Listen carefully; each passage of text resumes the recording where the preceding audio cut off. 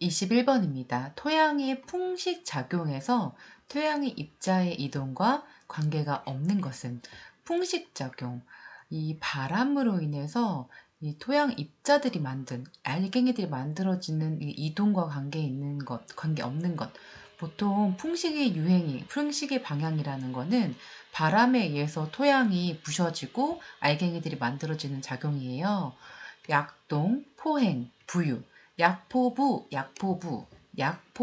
이 세 가지가 이제 주요 나와 있는 풍식작용의 세 가지 방법이고요. 산세탄은 아닙니다. 그래서 이거에 대한 그림도 이론 파트에 있으니까 그 부분도 꼭 봐주세요. 22번입니다. 논토양과 밭토양에 대한 설명으로 틀린 것은? 3번이 밭토양이 아니라 논토양에 대한 설명이에요. 유기물 함량이 지나치게 높으면 논에서는 작물에 해를 끼칠 수가 있어요. 왜냐면은 이제 논에는 이제 물을 담아놓잖아요. 그렇기 때문에 유기물 함량이 많으면 환원 상태가 됩니다. 산소가 부족해요. 그래서 이 공기가 너무 부족하면서 작물의 뿌리가 살아갈 수 있는 그런 환경이 안 됩니다. 그렇기 때문에 틀렸고, 다른 것들은 습답에 대한 얘기, 밭토양에 대한 얘기, 밭토양에 대한 얘기는 다 맞은 내용이니까 그 부분들을 꼭 봐주세요.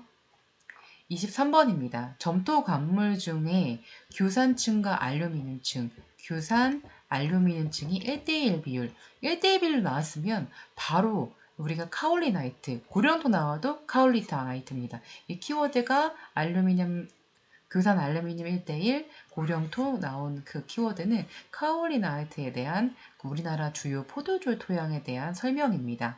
온난 수분 기후 조건에서도 염기물질이 신속하게 용탈되기 때문에 우리나라 토양 대부분이 영양분이 별로 없는 상태예요.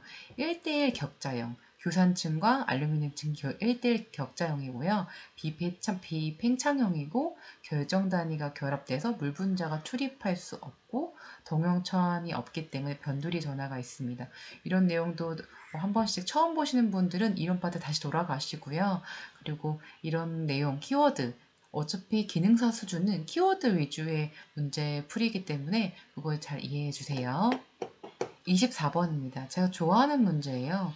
용적 밀도가 담 중, 토양 중 일반적으로 용적 밀도가 작고 공급량이 큰 토성은요, 토양의 알갱이에 따라서 구분하는 건데, 이 공급량이라는 거는 토양의 공기와 수분이 가득 차 있는 부분을 공극이라고 합니다. 공극이라고 하니까 왠지 공기만 있을 것 같은 느낌이 들잖아요. 그렇지 않은데 이 공급량은 주로 고체의 알갱이의 입자의 배열 상태에 따라 달라지고, 공급량은 공식도, 이것도 기억하셔야겠죠? 전체에서 용적 밀도 위에 입자 밀도분의 용적 밀도분인데, 이 외우실 때 가나다라 마바사 아자차카타파하 해서 용 다음에 그 다음에 입이잖아요. 그쵸? 아야 어요 오요 우요 요이, 그것처럼 위에 게 용이고 밑에 게 입입니다. 용적 밀도, 입자 밀도, 이거 공식 외우셔야 돼요. 자, 그런데 식토 같은 경우가 용적 밀도가 가장 작고 공급량이 큽니다. 그래서 이거에 대한 식도 이름 파트 나와 있으니까 그것도 알아두세요. 네, 그래서 이거는 자주 나오는 문제인 것 같아요. 어려운 것 같지만 생각보다는 좀 쉽고, 공급량 그리고 용적밀도 이거 개념도 알고 가셔야 됩니다. 25번이에요. 토양 미생물에 대한 설명으로 옳은 것은? 자, 1번이 좀 맞는 내용인데, 세균은 물질 순환 작용하고요. 전체적인 대사 작용을 합니다. 세균, 박테리아죠. 우리가 박테리아 하면 나쁜 거다라고 생각하실 수도 있겠지만 좋은 박테리아도 굉장히 많습니다.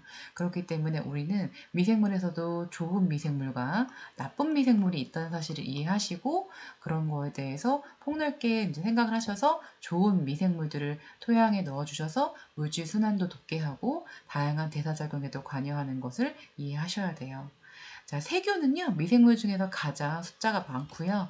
방성균 같은 경우에는 단세포, 다세포로 되어 있고, 균사를 갖고 있다. 이거는 지금 균사를 갖고 있다. 진균에 대한 얘기입니다. 진균, 곰팡이죠. 사상균은요, 산성에 강합니다. 그래서 틀린 내용입니다. 답은 1번이에요. 26번이에요. 논토양이 25도 정도일 때 전기 전도도 EC죠. 우리가 스마트팜 내용하거나 수경 재배할 때 이 씨가 얼마예요? 라고 얘기를 많이 하는데 이 씨가 얼마일까 했을 때 보통 2에서 4 대시 시멘터 미터 이게 이제 평균 값입니다. 보통 딸기 재배하거나 우리가 이제 토마토 재배할 때도 이 씨 한 2 중에서 뭐 좀 높게 칠 때도 있지만 이 씨가 이 정도 됐을 때 많이 그런 걸 파악을 해요. 그래서 이제 간이 전기 전도도 측정했을 때 논에 그런 걸 측정할 수도 있고요. 토양 검사하실 때도 이 씨도 결과도 나오니까 그런 것도 확인할 수 있습니다. 일반적인 논 토양입니다. 그래서 항상 논을 재배하실 때는 자기 토양 논 검사 꼭 하셔야 됩니다. 27번이에요. 토양 미생물의 활동에 영향을 미치는 조건으로 가장 적은 것은 토양 미생물이 활동할 때 이건 좋은 미생물이 활동했으면 좋겠잖아요. 영양분도 중요하고 pH도 중요하고 온도도 중요합니다. 미생물이잖아요. 그래서 온도, 영양분, pH가 중요하고 점토 함량은 여기 중에서 가장 적게 미친다는 거죠. 물론 입자밀도 영향을 미칠 수 있겠죠. 하지만 이 중에서 가장 이런 말이 있기 때문에 가장 적은 게 점토에 대한 함량입니다. 자, 28번 문제입니다. 논토양이 환원 상태로 되어 있는 이유로 거리가 먼 것은? 자, 논이 이렇게 있어요. 그럼 위에 표면에 이제 공기가 있고, 우리가 물에 담궈져 있죠? 그 담수됐다. 이걸 얘기를 하는데, 이 담수된 상태면은 숨을 못 쉬잖아요. 공기가 안에 없단 말이에요. 그런 상태가 된 거를 환원 상태가 됐다라고 합니다. 물론 공기와 맞닿는 그 표층 부분은 산화층이라고 해서 우리가 공기가 있다고 하지, 산화층이라고 해서 공기가 있다고 하지만, 그 밑으로 갈수록 공기와 맞닿는 부분이 없기 때문에 환원층이라고 얘기를 해요. 그래서 환원이란 개념도 아셔야 돼요. 환원이란 건 뭐냐면 산소 화물에 산소가 소모되거나 전자를 얻거나 이런 반응이 환원이에요. 그래서 논토양의 결과로 이 환원이 되면 철과 망간이 빠져나갑니다. 그로 인해서 인산의 유효도가 증가해서 작물에는 이용이 되고요. 그래서 이런 부분들을 환원 상태가 됐을 때 필수 원소 등의 변화가 있구나 라는 것들을 이해하셔야 됩니다. 그래서 답은 2번입니다. 자, 그래서 1번. 물에 잠겨있기 때문에 산소 공급이 원활하지 않기 때문이다. 맞죠? 미생물의 호흡 등으로 산소가 소모되고, 맞죠? 산소 공급이 잘 이루어지지 않기 때문이다. 맞죠? 유기물이 분해되는 과정에서 산소가 소모된다. 그렇죠. 산소가 부족하고 전자를 얻고, 또 이런 환원의 결과로 철과 망간 등이 용탈되고, 이게 점점 심하게 되면은 우리가 비료 줄 때도 비료의 그런 시용량이 공기 중에 질소로 나가는 우리가 이제 질소가 나가는 탈질 현상까지 발생이 됩니다. 탈질 현상, 추후에 또 문제 나오면 그때 더 말씀드릴게요. 29번입니다. pH 7, 이거 중성이죠? 8점이 이거는 염기성, 알칼리성이에요. 같은 말입니다. 염기성, 알칼리성. 이 조건에서 잘 생육하는 세균은 자, 이런 조건에서 잘 생육하는 세균은 29번의 1번 탈질균입니다. 황세균은요, 강한 세균에서 잘 살아요. 황세균 문제가 참 많이 나왔거든요. 근데 최근에는 또 탈질균 문제, 이런 질균 문제, 이거 좀 어려운 문제죠. 그쵸? 근데 어쩔 수가 없어요. 황세균 문제가 많이 나왔기 때문에 그 다음에 탈지우개 문제도 나오는 거죠. 그래서 황세균은 좀 더 특이했어요. 근데 탈지우개 문제가 나왔다는 것도 알아두세요. 30번. 습답의 특징이 아닌 것은 습답이라는 거 습하다. 우리가 축축하다 이런 얘기 많이 하시죠. 너무 이래 물이 가득 찬 논을 습답이라고 합니다. 지하 수위가 높고 계속적인 담수 상태로 회색화되는 글레이층을 띠고요. 산소가 부족하고 환원 상태가 됩니다. 아까 환원 상태 설명을 드렸죠. 그만큼 이 습답은 좋은 건 아니에요. 논이라고 해서 계속 물을 담가 놓는 경우는 아니거든요. 그래서 이 습답의 전체적인 특징을 아셔야 되는데 4번이 틀렸어요. 이 4번에가 중금속 다량이 용출된다. 이런 거는 습답이 아니라 이거 중금속에 오염된 그런 논이나 땅의 특징을 얘기를 말씀을 드리고 싶고요. 나머지 거를 볼게요. 환원 상태. 습답이라니까 이제 물이 많은 상태니까 공기가 부족하고 산소가 부족하니까 환원 상태. 그리고 습답이 환원 상태가 되면 추락 현상.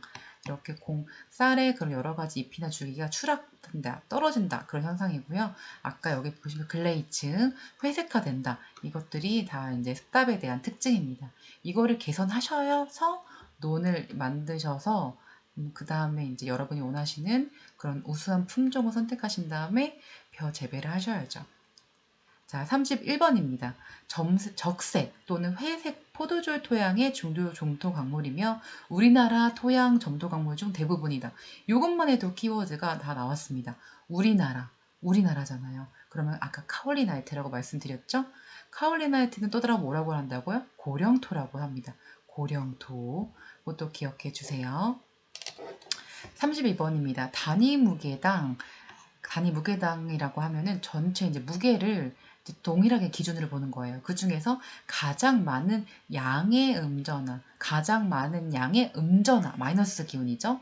마이너스 음전화를 함유한 광물은 자, 단위 무게당 많은 양의 음전화, 마이너스를 함유하다는 건요. 양이온 치환 능력, CEC라고 합니다. 양이온 교환 능력, 양이온 치환 능력 같은 말이에요.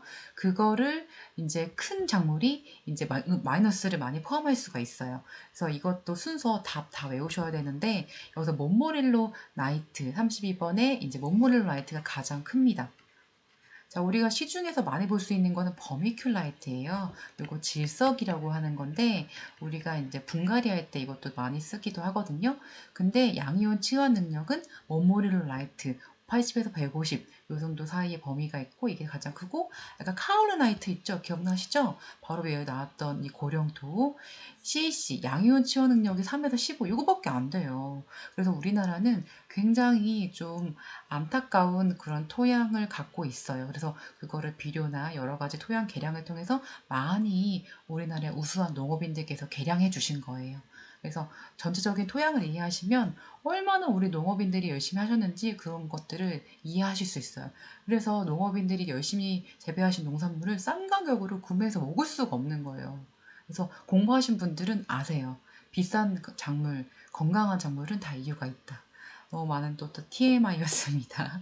그래서 이것도 이런 문제는 이제 이 네 개의 문제에 대한 특징들은 자주 나와요. 그래서 이것도 이론 파트 넘어가셔서 다시 한 번 더 봐주세요. 자, 33번입니다. 시설 문제 조금씩 나오기 시작했죠? 약광 조건. 시설 내에서 약광 조건에서 작물을 재배하는 방법으로 옳은 것은? 자, 33번에 3번이 옳은데요. 덩굴성 작물은 직립 재배보다는 포복 재배하는 것이 유리하다. 자, 우리가 덩굴성 작물이라는 거는 기는 작물인데 포복, 약간 이제 기게끔 좀 느리게끔 하는 것이 이런 광을 넓게 받을 수 있기 때문에 약광 조건이라는 특수한 조건들이 있잖아요. 그래서 이게 3번이 답입니다. 약광 조건인 건 제식 간격을 좁힌다. 가뜩이나 광을 못 받는데 제식 간격, 심는 간격을 좁히면 광을 더 못 받겠죠. 자, 그리고 엽채류를 재배하는 것은 아주 불리하다. 아주 불리하지 않습니다. 시설 재배에서 엽채를 재배하는 경우 많고요. 약광이면은 약간 광을 더 추가하는 경우도 많아요. 그러니까 식물 공장이 있는 거죠. 자, 온도를 높게 하고 내음성 작물보다는 내향성 작물을 재배하는 것이 유리하다. 약광이라면서요. 그럼 내음성 작물 재배하셔야죠. 그래서 우리가 엽채류가 과채류보다는 내음성 작물이에요. 상대적으로. 물론 빛은 필요합니다. 그렇기 때문에 우리가 식물 공장이나 스마트팜에서 이제 광이 부족할 경우에는 빛을 더 추가해주고 웬만하면 내음성 작물을 재배하는 거죠. 사과 같은 거, 배 같은 거는 정말 광이 필요해요. 그렇기 때문에 아직까지 시설 온실에서 사과를 재배했다는 경우는 많이 들어보진 못했잖아요. 그런 것들은 우리 온실 회사 사장님들, 열심히 하시는 그런 연구원님들께서 많이 개선하고 계세요. 그럼 나중에 이런 문제가 또 바뀔 수도 있겠죠. 그쵸? 한 번의 답은 우선은 현재 상황으로는 3번입니다. 34번이에요. 토양 반응, pH, 수소 이온과 관련된 가장 밀접한 관계에 있는 것은? 자, 토양 반응. 이거는 이제 염기 포화도가 관련이 있습니다. 자, 토양 포화도. 자, 우리가 토양 반응이 하면은 그 토양성에 수소 이온이 얼만큼 있는지에 대한 것과 관련이 있어요. 자, 그런데 염기 토화도가 보면 양이온 치환 용량에 대한 치환성 용기, 칼마, 칼나. 따라해 볼까요? 칼마, 칼나. 이거 순서대로 외우시는 게 좀 편하거든요. 칼슘, 마그네슘, 칼륨, 나트륨. 이거에 대한 비율이에요. 그런데 이 토양 교질, 아주 미세한 토양 교질의 종류가 같을 때는 이 토양 pH와 밀접한 관계가 있습니다. 이거는 이제 수소이온 토양 반응도 모르는데 염기 포화도까지 왔으면 조금 또 어려운 문제긴 하거든요. 하지만 토양 반응이 어쨌든 토양 염기 포화도 관련이 있고 여기 보시면 토양 pH 비교 관련이 있다 말씀드렸고 염기 포화도가 높을수록 pH는 높아집니다. 좀 이해가 가시나요? 자, 다시 한번 염기 포화도에 대한 정의부터 하셔야 됐죠? 양이온 치환 용량 분의 칼막 하나의 비율입니다. 그런데 이 염기 포화도라는 개념이 pH에 따라서 변합니다. 그래서 토양 반응, 이 pH에 따라서 이렇게 관련이 있고 양이온 초안 용량은 전기 전도도와도 관련이 있어요. 그래서 이런 전체적인 토양의 화학적인 내용들 아셔야 수경 재배 그리고 스마트팜 운영하실 수 있으세요. 그래서 유기농업 기능사 공부하신다고 이게 스마트팜이랑 관련 없다 생각하지 마시고요. 농업의 기본을 쌓아주는 과목이기 때문에 토양 반응, 수소이온, 염기 포화도 그 부분도 이론 파트 나와서 다시 한번 확인해 보세요. 아시겠죠?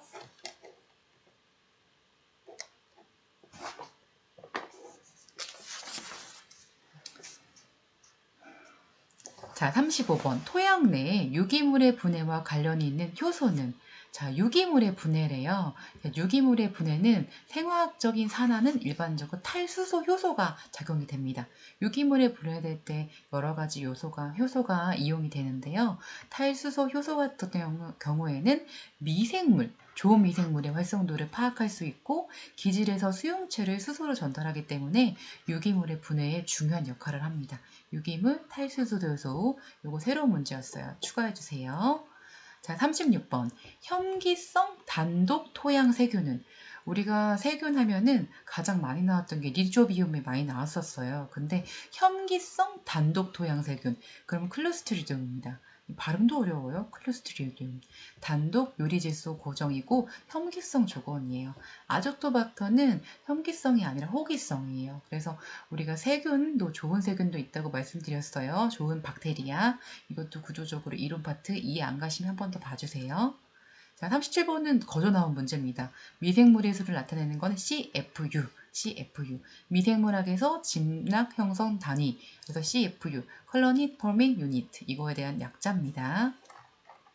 38번이에요. 유기물을 많이 사용한 토양의 보비력이 높은 이유는 보비력이란 개념이 뭘까요? 비료를 보유할 수 있는 능력이에요. 4번이 맞는데요. 유기물을 많이 사용했을 경우 정기적으로 EC죠. 비료를 흡착할 수 있는 능력이 크기 때문에 EC도 높아지고 CEC도 좀 더 좋아지죠. 근데 너무 많이 사용하면 또 안 되는 거예요. 그런데 전체적으로 좋은 유기물을 사용했을 때 비료를 보유할 수 있는 능력은 높아집니다. 다른 거는 틀렸고 틀린 예시들이 있으니까요. 그거 한번 봐주세요. 39번. 작물 생육에 대한 토양 미생물의 유익작용이 아닌 것은 토양 미생물, 미세한 생물들이 좋은 것도 있고 나쁜 것도 있다고 제가 말씀드렸어요. 그래서 유익작용만 먼저 보면은 근류균 같은 경우는요, 유리질소, 공중에 떠다니는 그 유리질소를 고정하고요, 유기물에 있는 질소를 아모니아로 분해시키고요, 불용화된 무기 성분을 이용할 수 있게끔, 식물이 이용할 수 있게끔 가용화하는데, 황산염의 환원으로 토양 산도를 조절한다.